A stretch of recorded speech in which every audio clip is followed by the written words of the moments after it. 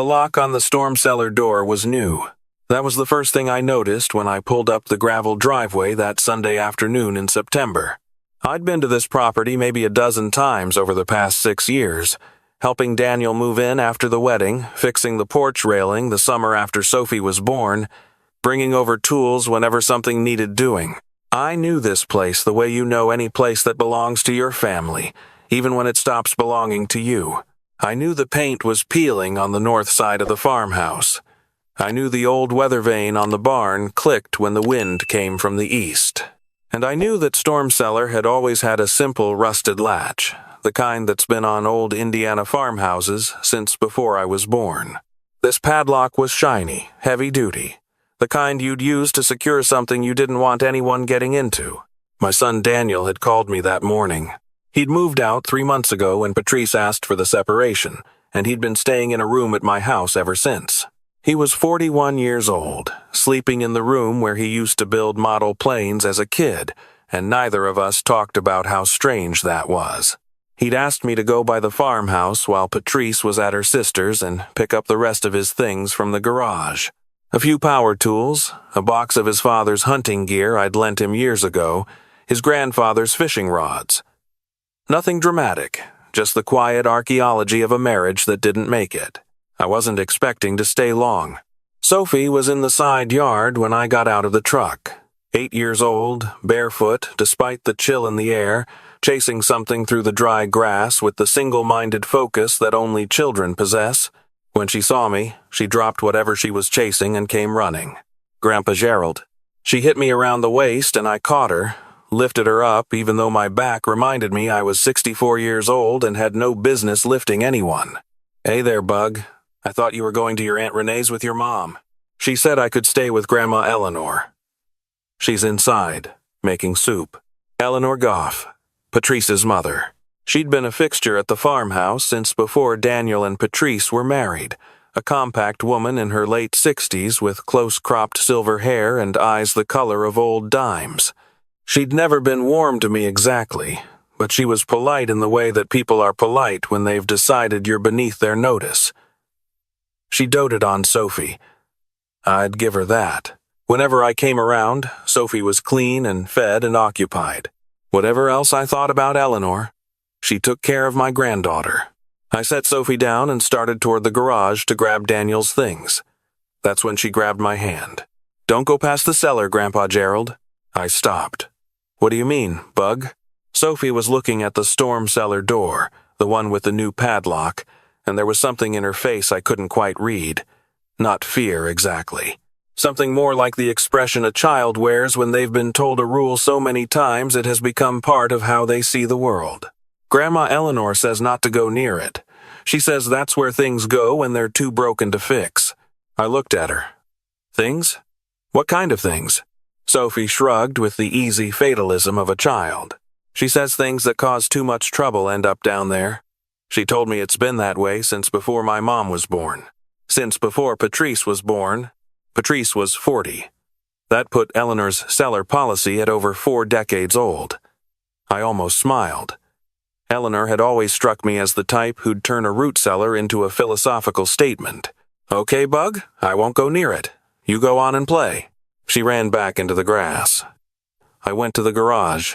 Daniel's tools were where he'd said they'd be, on the shelves along the back wall. The fishing rods were in the corner, wrapped in canvas. The hunting gear was in a green plastic tote with a cracked lid. I started loading things into the truck, making 3 trips, not thinking about much of anything except whether I'd remembered to tell Daniel I'd be there until 4 at the latest because I had dinner with my neighbor Roy on Sunday evenings and Roy was punctual to a fault. On my 3rd trip back to the garage, I walked past the cellar door. The padlock wasn't just new, it was warm. Not from sunlight, it was in the shade of the farmhouse's east wall. Warm the way metal gets when someone has recently handled it.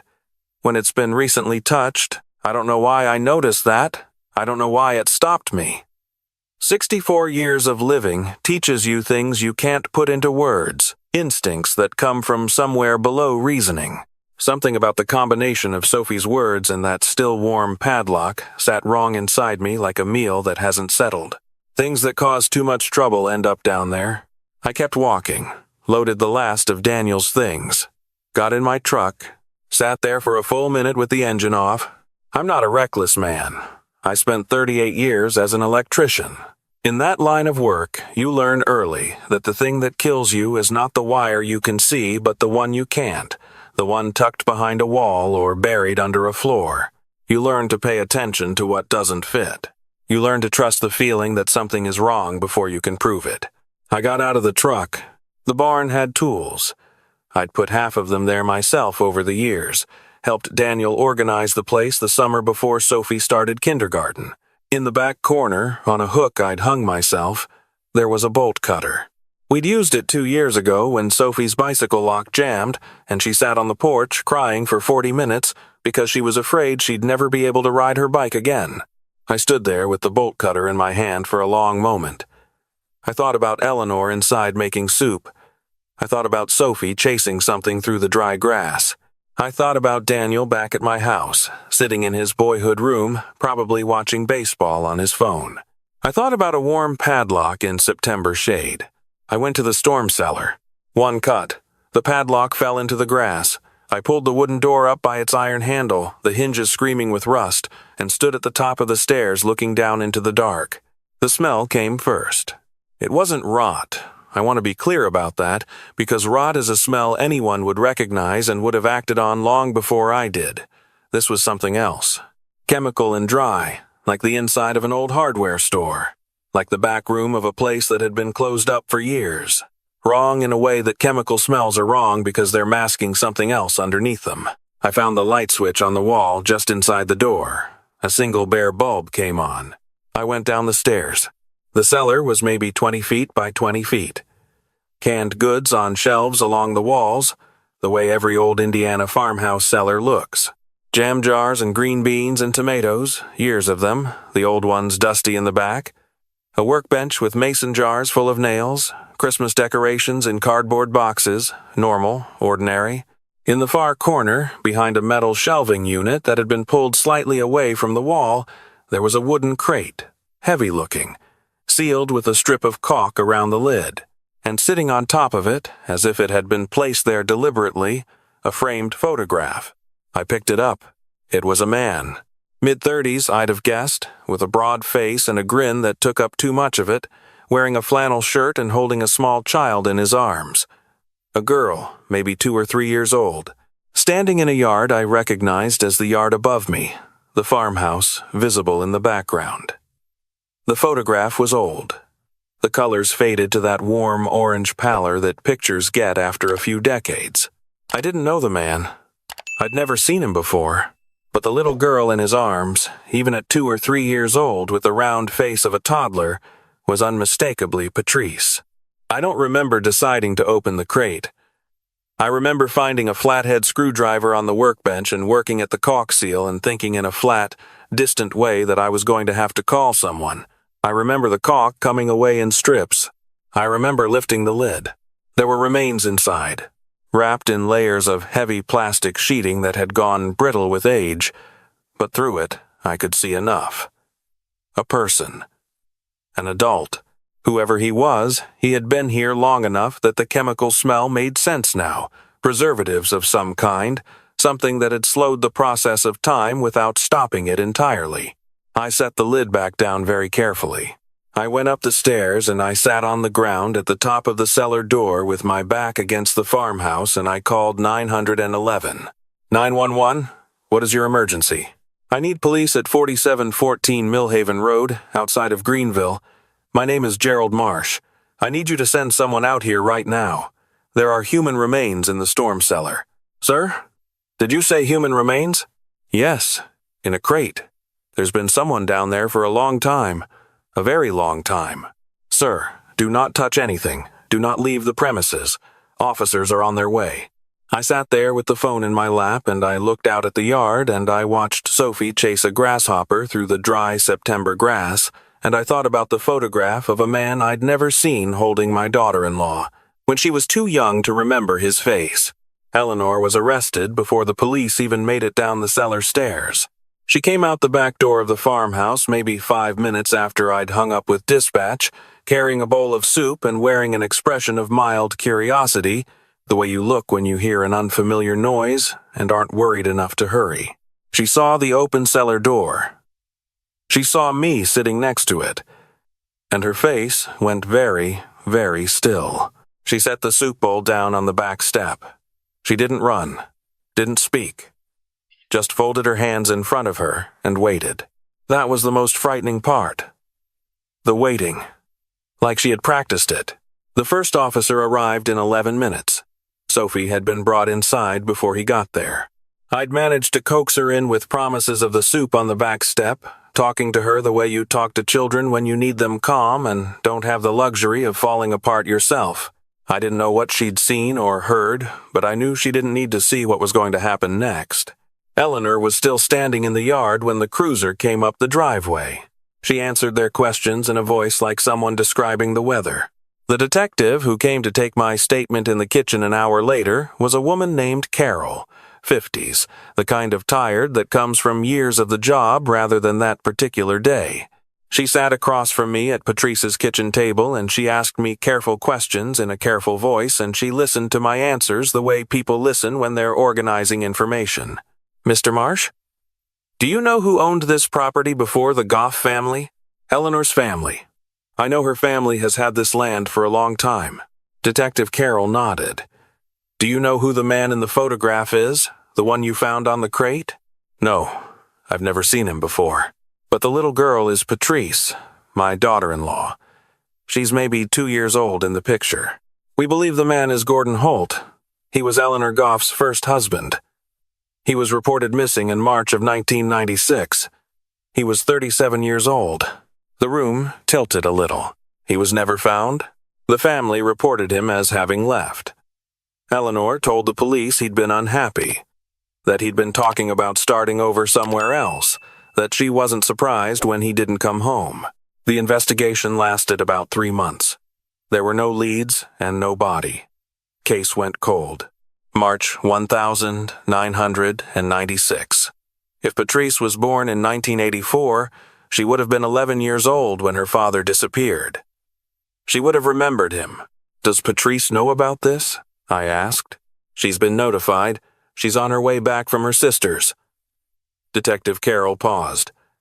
Mr. Marsh, I need to ask you about your granddaughter. What exactly did she say to you this afternoon? I told her. All of it, word for word. That's where things go when they're too broken to fix. That it's been that way since before her mom was born. Carol wrote something in her notebook. Sophie had been talking to the Cellar, knew something was different about it. Eleanor had apparently kept her away from it deliberately, framing it as a rule the way you frame anything you don't want a child to question. The way Eleanor had framed everything, apparently, for going on 3 decades. Patrice arrived at 9:15 that evening, while the forensics team was still working the cellar. I heard her car before I saw her, tires too fast on the gravel, the kind of driving that happens when your hands are working and your brain has gone somewhere else. She stood in the driveway and looked at the open cellar door, and at the lights the forensics team had set up around it and at the police tape, and she made a sound I don't have a word for. Not crying. Something underneath crying. I went to her. She didn't fight it when I put my arm around her. She was 40 years old, and she felt like she was 11 again, which I suppose she was, in the way that certain moments return us to the age we were when they first broke us. They found him, Gerald. She said it very quietly. All this time, he was here. We stood there for a while. The forensics lights were bright and cold against the dark sky, and somewhere in the cellar a man who had been missing for 29 years was finally being found. Sophie slept through all of it, curled on the couch inside, one shoe on and one shoe off, the way children sleep when the world around them has exceeded their understanding. I stayed at the farmhouse until 1 in the morning. Made sure Sophie was properly in bed before I left. Made sure Patrice had her sister coming and wasn't going to be alone. Drove home on empty roads through flat Indiana darkness and sat in my driveway for 20 minutes before I went inside. Daniel was awake. He was sitting at the kitchen table with a cup of coffee he'd clearly forgotten to drink, and when he saw my face, he set the cup down. "Dad, what happened?" So I told him. All of it. Told him about the new padlock and Sophie's words and the bolt cutter in the cellar and Gordon Holt's photograph and the crate in the corner that had been there since March 1996. He was quiet for a very long time after I finished. "Did Patrice know?" he finally asked. "I don't think so. Not consciously. But I think some part of her has been afraid of that cellar her whole life, without knowing why. She always told me her dad left. That he wanted a fresh start. That's what Eleanor told her." I paused. "That's what Eleanor told everyone." Daniel put his face in his hands. He sat like that for a while, and I let him, because there's no way to rush a man through the moment when his world reorganizes itself around new information. 41 years old, my son, and he looked about 12 sitting there. The forensics results came back 9 days later. Dental records confirmed the remains as Gordon Holt, missing since March 14, 1996. Cause of death was blunt force trauma, the same answer the medical examiner gives when someone has been struck with a heavy object. The chemical smell from the cellar was a combination of lye and a commercial-grade preservative that Eleanor had apparently applied methodically over the years, maintaining the conditions that kept discovery at bay. The forensics team found an old journal in the farmhouse, inside a flour tin in the back of the pantry, that laid out the whole thing in Eleanor's precise, controlled handwriting. I only heard excerpts during the trial. I was glad of that. Gordon Holt had been, by Eleanor's own account, a man who asked too many questions and expected too many answers. He'd discovered something about her family's finances, some irregularity that had been going on before they were married, and he'd made the mistake of telling her he intended to go to the authorities. He hadn't threatened her. He'd simply, in the exhausted way of a man who has tried to reason with an unreasonable person, told her that what she was doing was wrong and that he couldn't be part of it anymore. She'd hit him with a cast-iron skillet.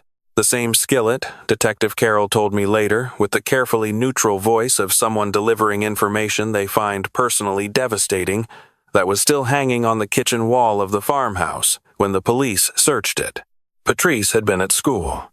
An 11-year-old girl came home to find her father gone and her mother sitting at the kitchen table with her hands folded, explaining that Daddy had decided to leave, that some men are like that they find the responsibility of family too heavy and they go. Good riddance to men who can't carry their weight. That was what Eleanor had told an 11-year-old girl about her father. That's what Patrice had believed for 29 years. I sat in that courtroom and listened to the prosecutor read those journal entries into the record, and I watched Eleanor at the defense table. She sat with her spine straight and her hands folded and her face showing nothing. Not remorse. Not grief. Not even defiance. Just nothing. The same face she'd turned on me in the yard when she saw the cellar open and understood that it was over.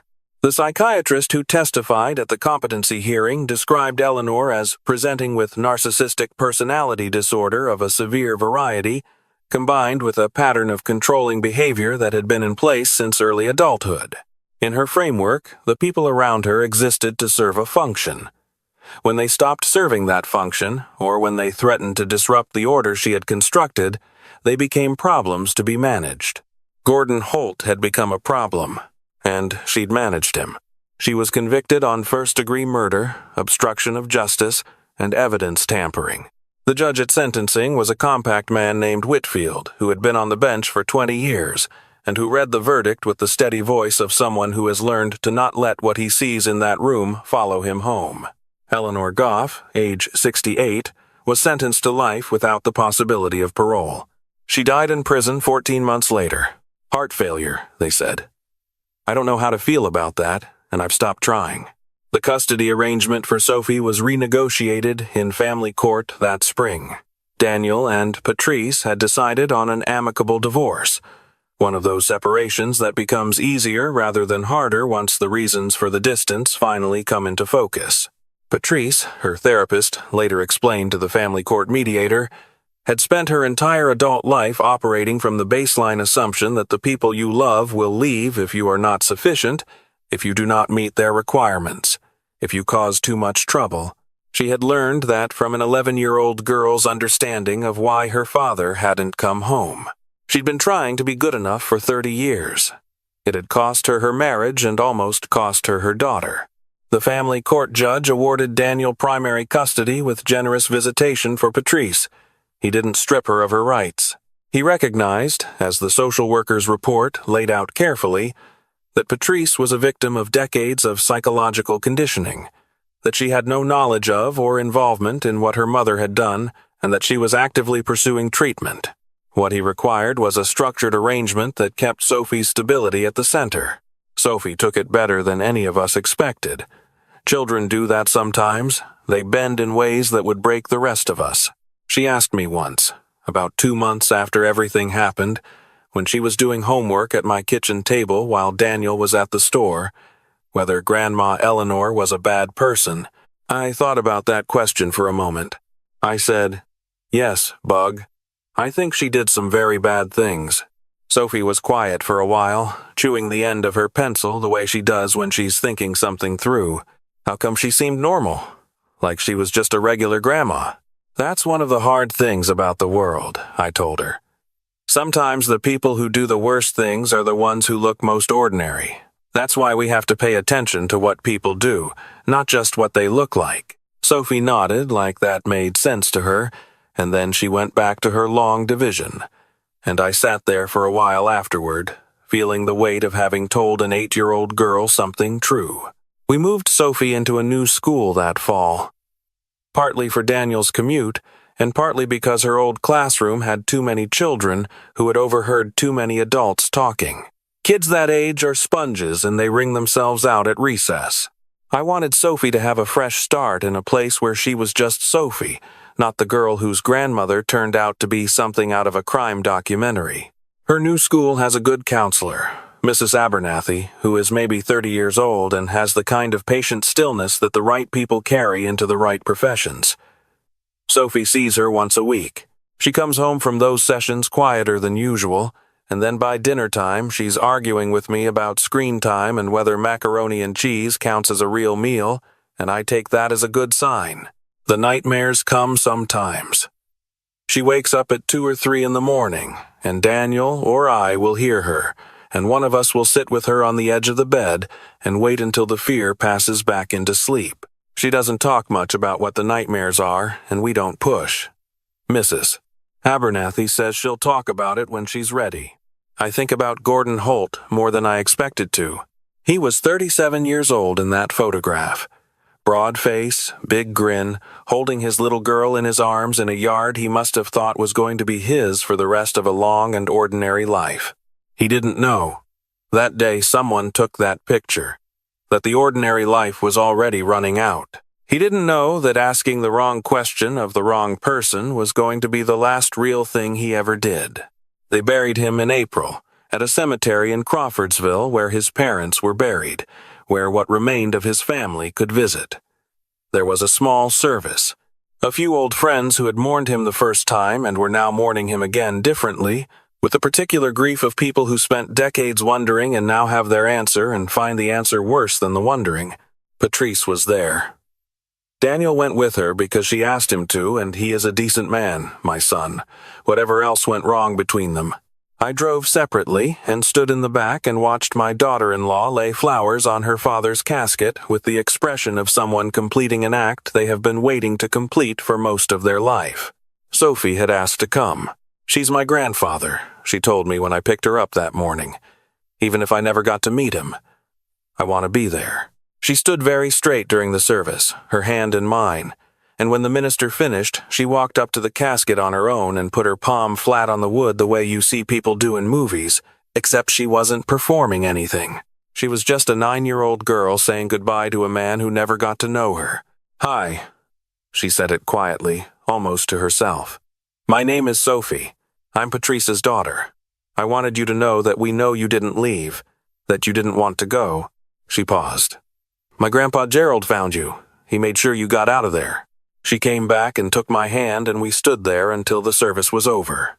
On the drive home, she asked if we could stop for waffles. I said yes. She ate an enormous plate of them with strawberries and whipped cream, and spent the rest of the car ride telling me about a book she was reading about the prehistoric ocean, about a creature called a Mosasaurus that was bigger than any living predator today, and how she thought that was the most interesting thing she'd learned all week. Life goes on. That's the part no one warns you about. You think the big events will leave a mark so deep that the days after them will feel permanently different, permanently weighted, permanently changed, and some of them do. Some of them leave a kind of overlay on ordinary life, a new awareness of what sits beneath the surface of things, of what a new padlock in September shade might mean. But the days keep coming anyway. Sophie keeps growing. Daniel made assistant manager at his company in November, which means he can pick Sophie up from school 3 days a week instead of 2. Patrice is in therapy, and she and Daniel have figured out how to be decent to each other in the ways that matter for Sophie, which is more than a lot of divorced parents manage. I have dinner with Roy on Sunday evenings, and he is still punctual to a fault. The farmhouse was sold. Patrice didn't want to keep it, and I don't blame her. She told me once that she'd been afraid of that cellar since she was a child without ever understanding why. That some part of her had known, the way bodies sometimes know things before minds catch up, that something wrong was buried there. I think about that sometimes when I'm alone. About how long something terrible can sit beneath the surface of ordinary life. About how many Sunday dinners and holidays and regular Tuesdays can accumulate over the top of a secret without anyone thinking to look. The bolt cutters are still in my garage. I put them back on the hook after the police returned them. I see them every time I go in to get the lawnmower or grab a can of paint or just move through the ordinary business of maintaining a life. I don't know why I kept them exactly where they were. Maybe I just want to remember that sometimes the right thing is to cut through the lock, even when you're not sure what you'll find on the other side. I'm 64 years old, I've got a bad back, an old truck with a rattle I keep meaning to fix, and a granddaughter who can out-argue me on the subject of prehistoric marine life. I'm not a hero. I'm not a detective. I'm a retired electrician who went to pick up his son's tools on a Sunday afternoon and came home with something that changed everything. What I've learned in 64 years is this. The things that shouldn't be locked are. Pay attention to the locks that don't belong. Pay attention to the child who says something that sits wrong. Pay attention to the warm metal in September shade when there's no reason for it to be warm. Not every bad thing gets found. Not every locked door gets opened, but some of them do, if someone pays attention. If someone trusts the feeling that something doesn't fit. If someone has the bolt cutters and the willingness to use them. I found Gordon Holt because my granddaughter told me something she'd been told was just a rule. She told me the cellar is where things go that are too broken to be fixed. She didn't know what she knew. She was just repeating the words of a woman who turned out to be a monster wearing a grandmother's face. Pay attention to what the children tell you, even when it sounds ordinary, even when it sounds like just a rule. Sophie is in the backyard right now. I can see her through the window of Daniel's kitchen where I'm sitting waiting for the coffee to finish. She's 9 years old, in rain boots despite the fact that it isn't raining, building something complicated out of sticks that I will probably be asked to evaluate and compliment in approximately 10 minutes. Her ponytail is coming undone on one side and she doesn't care. She is fine. She is more than fine. She is 9 years old and entirely herself, and that is everything. 2 years ago, I almost didn't get out of my truck. I sat in that driveway with the engine off, and I almost decided that the warm padlock was nothing, that Eleanor was just a particular kind of difficult, that it wasn't my place to go looking into things that didn't belong to me. I got out of the truck. Whatever else I've done or not done in 64 years, I got out of the truck. And Gordon Holt is buried in Crawfordsville with his name on a stone, and my granddaughter is in the backyard in rain boots that aren't needed, and the rest of it, all the terrible middle part of this story, has become something we carry carefully instead of something that broke us. Get out of the truck. That's what I want to tell you. Whatever version of the truck you're sitting in right now, whatever moment of doubt or hesitation, or the reasonable voice telling you it's not your business, it's probably nothing, don't make it awkward. Get out. Look at the lock that doesn't fit. Listen to the child who says something that sits wrong. You might find nothing. You might feel foolish for a moment and go home and pour yourself a drink and tell the story later as the time you almost made a scene over a padlock. Or you might find something that's been waiting 30 years to be found. Go look, please. You really might be the only one who does.